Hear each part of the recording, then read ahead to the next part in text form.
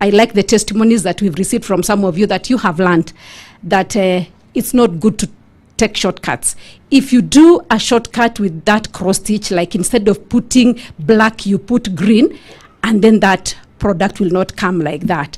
And even just learning here that the things that have brought us here sometimes have been shortcuts, that in life we need to go through a process. You see the progress from the beginning to the end. You have to persevere. There is a lot of perseverance, and you really have to, be patient, because it will not take you just a few months to do that kind of thing. And also the benefit that we have seen, as we've said, is that there is providence.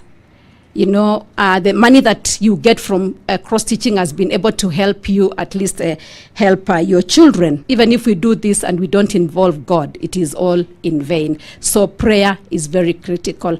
And even this is relevant to everybody. Let's pick the lessons that we are learning here, that the day the Lord enables us to leave these gates, we can be different people, and we can transform our communities even as we go back to the communities. And I believe that that day is coming. I want to encourage you never to lose hope. Never look down, never give up, never cry inside that blanket thinking that life will not add up to anything. I just want to promise you, I have met your sisters that did cross-stitch and they walked out of this gate one day. I want to say that someday you'll get out of this gate, because the prison people have done a good job.